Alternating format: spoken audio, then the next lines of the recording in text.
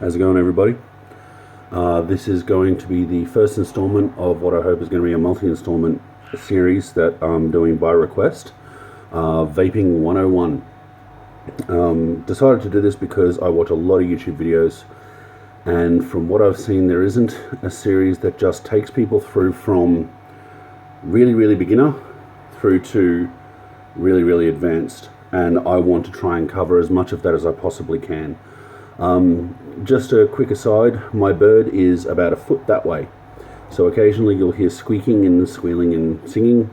Apologise for that, unless you find it cute, in which case, so do I. So, because this is the first installment, this is going to be a general overview of a few different things.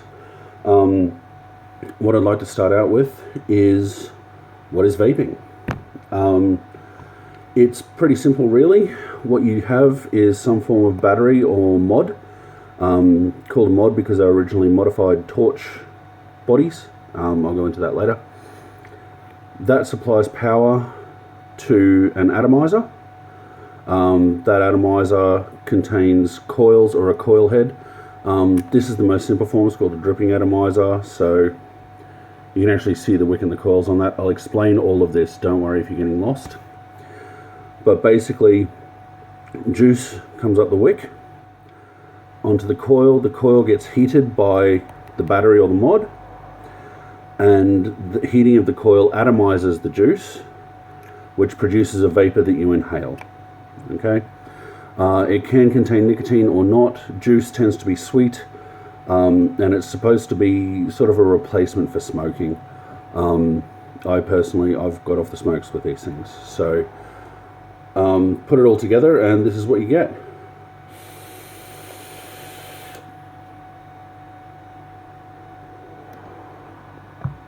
Now, give me a second, put some music on.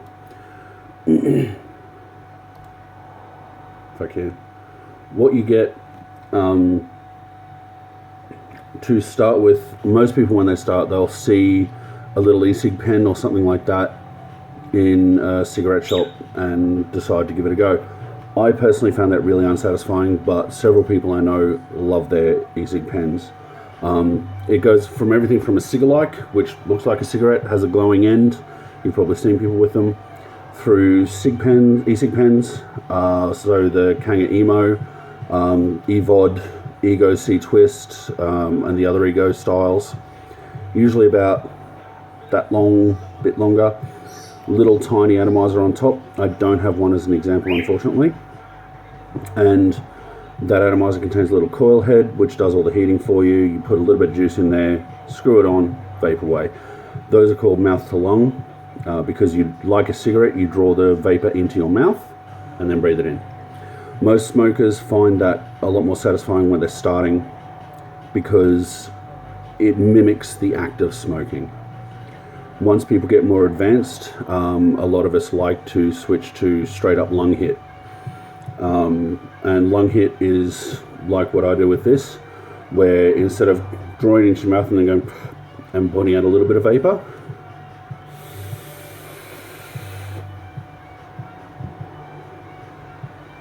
draw straight into the lungs and put out a lot of vapor.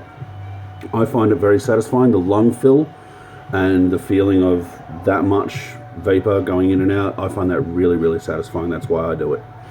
But as far as what's considered good and bad, it's whatever works for you. Don't let anyone tell you that you're a newbie or you suck because you still use an e-cig pen, or that you think you're an elitist because you have a big 200 watt mod. Doesn't matter. If you're vaping and you're happy with your vape, golden. So let's start getting into a few little specifics. For a start, mods and batteries. These are the things that supply your power. The most important thing in your setup, aside from your atomizer and your juice. So they're your big three. Mods start with, as I said, just a little internal battery. You charge it via a USB port. Just little lithium ion things that provide enough power. When they run out of power, you plug it in, or screw it in for the Ego style, and it charges up. So usually if you have an Emo or an Ego or something like that, you'll tend to have 2 or 3 batteries so that you're not caught short. Then you get the more advanced internal battery mods. This is a Smoke M80. It's actually got 2 batteries in it, but they're not removable. You charge through a USB port on the bottom. This is a variable wattage mod, which means that I can change, see if I can get that to focus. Yeah, I can change the wattage settings on this to how hot and how dense I like my vapor, depending on the atomizer I have on it. Other simpler ones don't have that. I believe the Ego Twist was one of the first that did, and they were variable voltage. Again, I will go into wattage, voltage, ohms, all that sort of thing in a few minutes. So yeah, you've got your internal battery mods. Again, once they're flat, you put them on charge. There's nothing else you can do. Other regulator mods you have are these things. This is a dual battery IPv3 Li, in my opinion, one of the best mods on the market. That'll set you back. A regulator removable battery mod will usually set you back between about $80 and about $150 unless you get to the really advanced stuff. Advantage of these is usually they're more power. So when you're into your lung hits and you're into really drawing in that vapor and getting a nice hot dense vape, these will be able to provide that sort of power. Internal battery mods tend not to until you get to the DNA 200 style, and that's a whole different level of internal battery, trust me. But the advantage of this, replaceable batteries.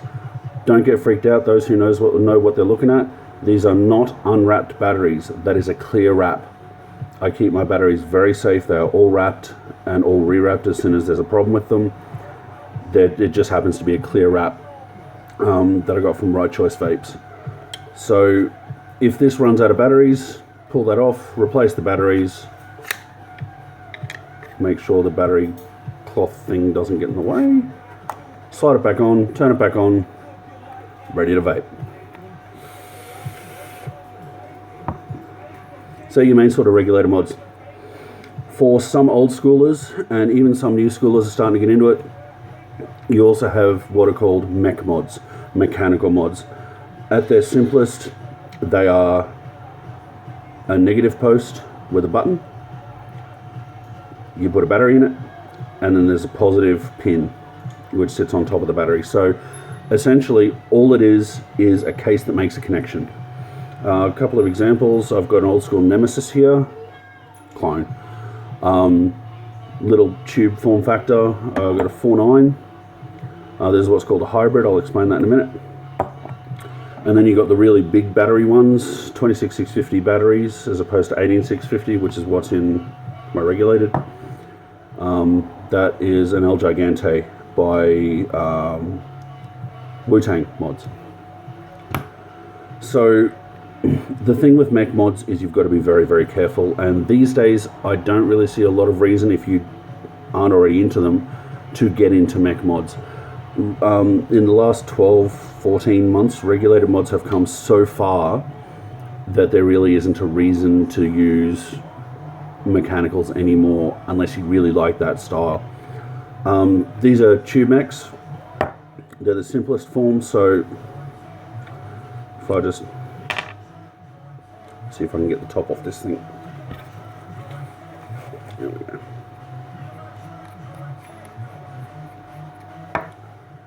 So again, that's the top.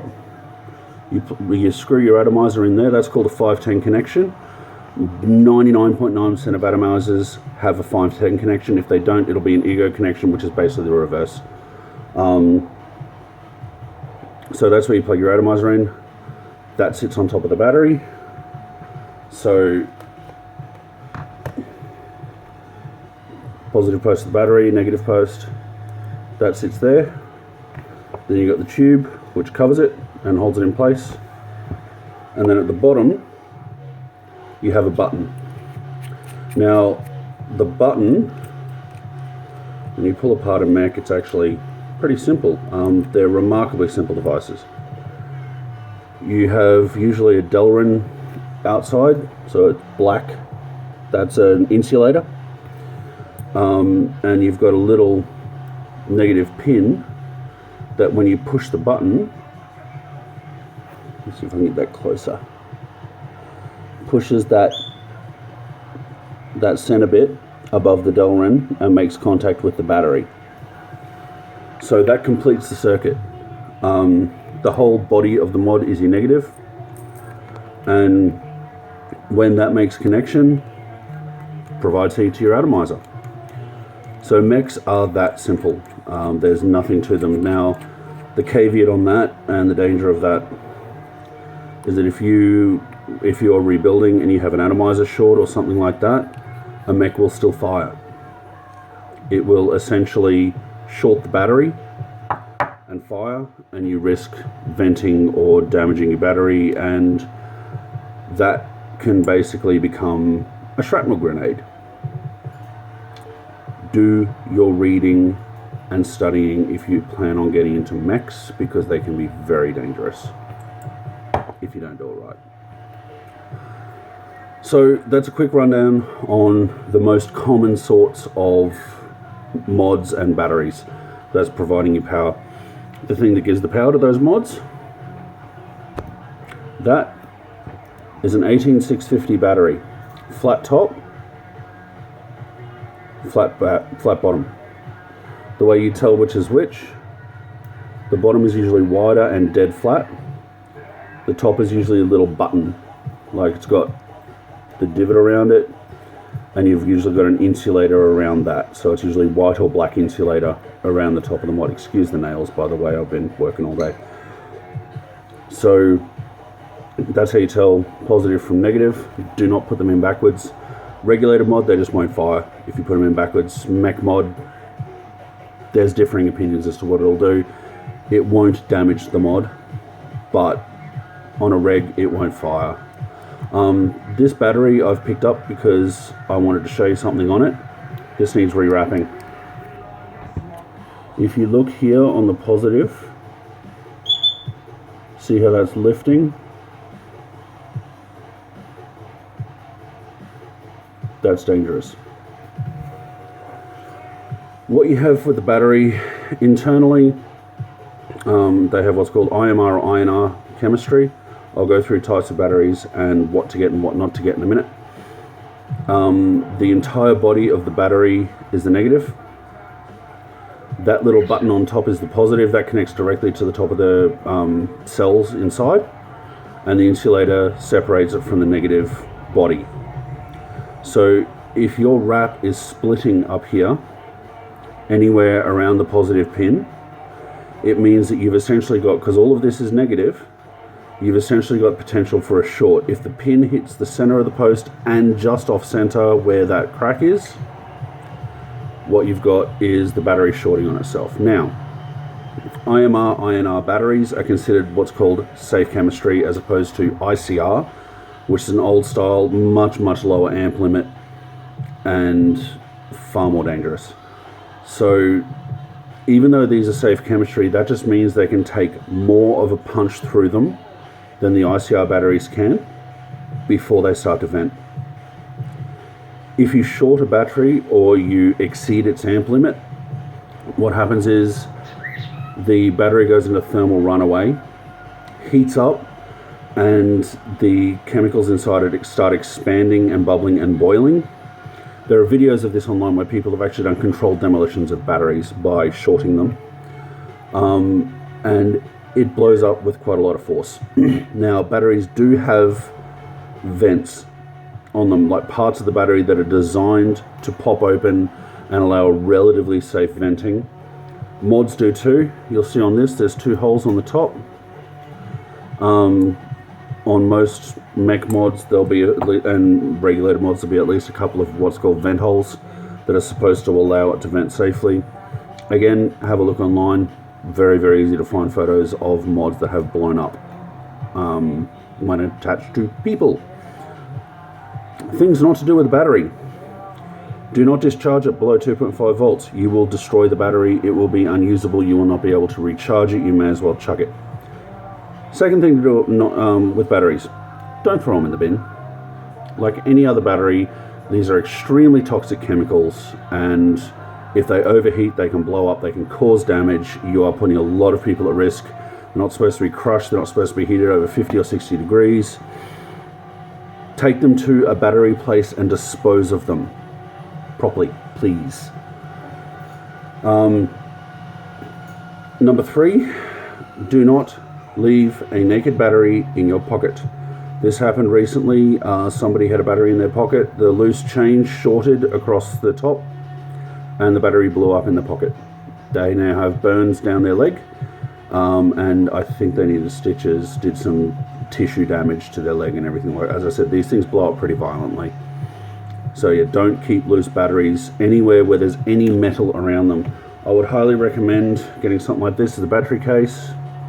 So I can just slot it in there. The positive is not able to contact anything else. The negative isn't able to contact anything else. They won't fall out. These cost a maximum of about $3 or $4.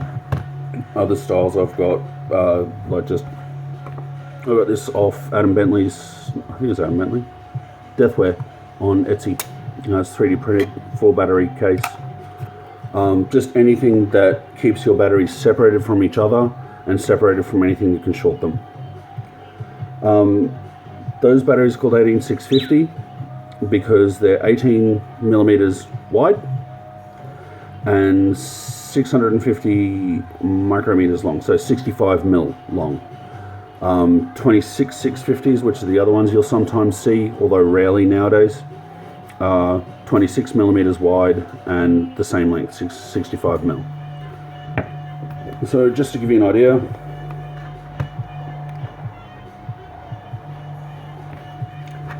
.26 650s tend to have a higher amp limit and a higher mAh, which is their capacity. So, batteries. The things you look for, first and foremost, amp limit.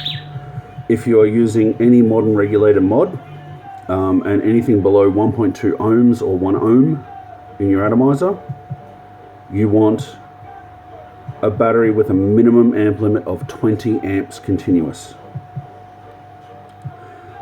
A lot of cigarette shops, a lot of battery places like Battery World and stuff like that will say, you know, oh hey, you know, these are torch batteries. That's what an 18650 is. It's a torch battery for advanced torches.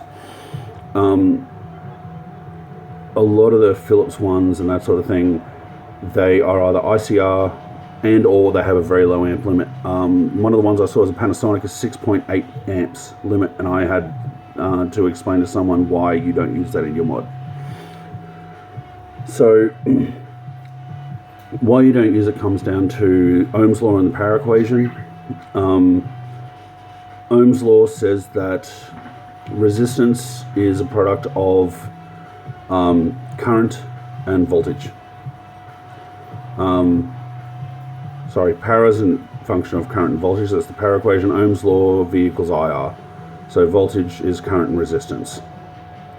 So the two of those together will tell you that at a given ohms, so a given resistance on your atomizer, and rebuildable atomizers, you're rebuilding it yourself, you find out what resistance it is with an ohm meter or with a coil calculator. Pre-made ones, it tells you on the box what the resistance is. Go to steam-engine.org. They've got calculators for everything on there and they're reliable. Find out for a given ohms and a given voltage how much power you're putting through that battery in amps. Do not ever exceed your amp limit. You can damage your battery or you can get a thermal runaway. In a later video I'll go into far more detail about the power equation, Ohm's law and rebuilding, because that's only really when it comes in is when you start rebuilding. But the takeaway from this is if you're getting a what's called a Clearomizer or a sub-ohm Clearomizer, which are basically little tanks with coil heads in them. So there's an old Kanger Pro tank, and this is a new, which one's this? Arctic. That's a sub-ohm tank. This is a poster. This is like 1.2 ohms or 1.8 ohms.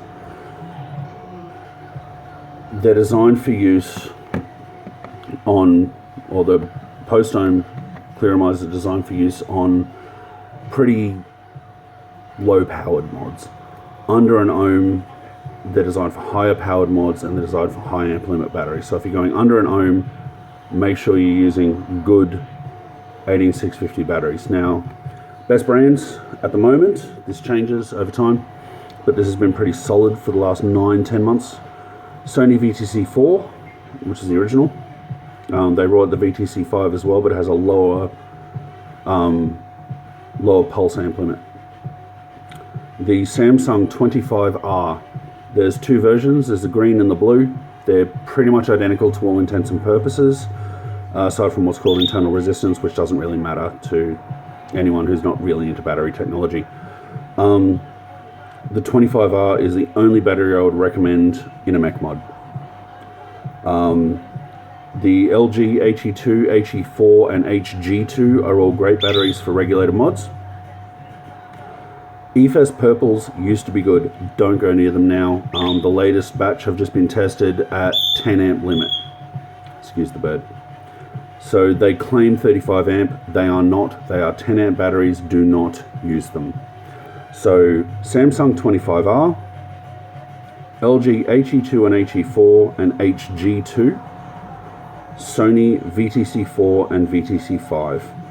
You won't find a VTC5 these days, and you'll rarely find VTC4s, but they are around. They're the batteries you want to use in your 18650 mods. Atomizers. I touched on this just before. This is the last topic I'll go into. This is getting really, really long. I'm sorry. So once you go above the e-cig pens, this is most commonly what people start with. It's a post 1 ohm Clearomizer, called Clearomizer because it's clear tank atomizer. Harks back to the old days where you had Cartomizers, which were either had a little tiny window or weren't clear at all, generally not refillable. These are refillable. Unscrew the bottom, put juice in, screw the bottom back on, use it. Drip tip, that's the bit you suck on. Tank, this holds the juice, and the coil head is the bottom half of the thing just down here. That top half of the center stem is the chimney, bottom part is the coil head. So that has your wick, that atomizes your juice and passes up through the chimney and through the drip tip. The chimney is there to separate the juice from the coil. 510 connection on the end. So you can see it's just some screw threads, and it's a 2-part pin. It's got a center and an outside. Any of you that have ever used a coax cable will be familiar with this concept. The center of it is positive, the outside is negative. The outside is milled to the base. The inside is a pin that's pushed through. So again, when it connects to your mod, mods have a center pin which connects to the center part of the atomizer, and the outer part, the screw threads, connects to the rest of the mod, which is your negative. So this is your most basic refillable setup. This is a Clearomizer, it's a Kanga Pro Tank. This is old school. Actually, no, there's an Aero Tank. Wow, this is old school. Most often these days, you will get what's called a sub-ohm Clearomizer. Either things like the Arctic, or the Kanga Sub Tank, or the Aspire Atlantis, or Triton, things like that. Again, they tend to be sold as kits with their own batteries that are designed for use with them. I would recommend sticking those kits together. So the Kanga Subox kit, Nebox Subvod, the Aspire CF Sub-Ohm, they have a kit that comes with the Atlantis. Keep the kits together, they're designed to work together. Until you really understand batteries and mods, I wouldn't get a sub-ohm tank and throw it on a replaceable battery mod unless you know what you're doing, unless you're getting the right 18650s. Talk to somebody who knows. There are plenty of communities, forums, YouTube videos around that do reviews and say what works well with what. I'm an admin of a community called Vaping. We're based in Brisbane. We're open to anyone Australia-wide. We are really, really helpful. We'll answer any question you have. But do not be afraid to access the community and talk to people. It's the most important thing. So when you step up from Clearos, you go into rebuildables.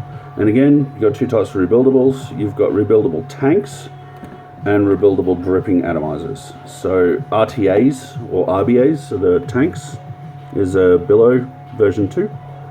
I love these things. Basically, instead of a replaceable coil head, what these have is a deck that you can build on. So, excuse me, this has still got some juice on it, so I'm just going to use paper towel to undo that chimney.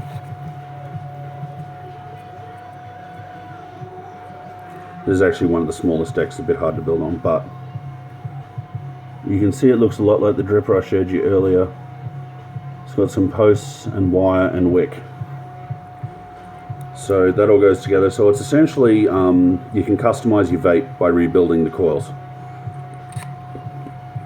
And then the most simple form of atomizer available is your RDA, rebuildable dripping atomizer.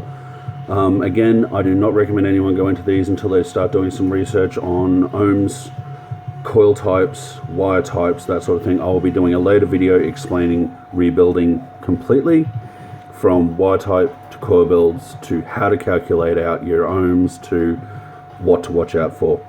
But the reason I say these are simple is because they're kind of like a mech mod. They are just a 510 pin attached to a deck. You put your coils on the deck, you wick it, and you drip the juice directly onto the wick. So, load up some Superline.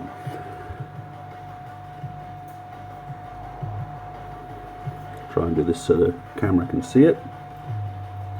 Excuse the crappy phone camera, by the way. So, I just drip straight onto the wick,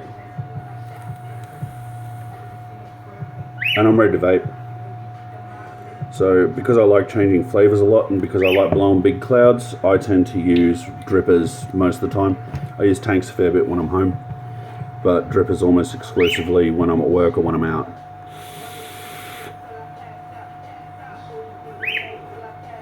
And that's because I can customize the vape however I want it. One more thing I want to go into very, very quickly, I don't want this to go over half an hour, is Ejuice. It's the liquid you put in your vape. This is Vaporized brand, it's one of my favorites. Don't mind plugging it because they're great. Mo, the guy who runs it, is really nice, based out of Adelaide, and he makes amazing juice. I have not found a vaporized juice I haven't liked yet, and I've tried probably 3/4 of their range now over the last 14-15 months. This is one of their fruity ones. They come in all different flavors, all different styles. I'll explain juice, doublers and nicotine in another video, but that is what you put onto your wick or into your tank and what you vape. It's made up of propylene glycol, which is used in asthma inhalers and a whole lot of other things, fog machines, stuff like that. Vegetable glycerin, same stuff you based onto your turkey, not turkey, ham. It is literally just vegetable product. You can buy it in Coles. That gives you your big clouds. Propylene glycol is a flavor carrier. Vegetable glycerin is a filler and a cloud carrier. It contains flavor concentrates. There's a whole art to mixing juice that I have no idea about. And it may contain nicotine. I'll go into the legal ramifications of that in Australia in a later video. But yeah, that drips onto your wicks, which sit in your atomizer, which sit on your mod or your battery, which provide the power to heat the coils, atomize the juice, and give you a vape.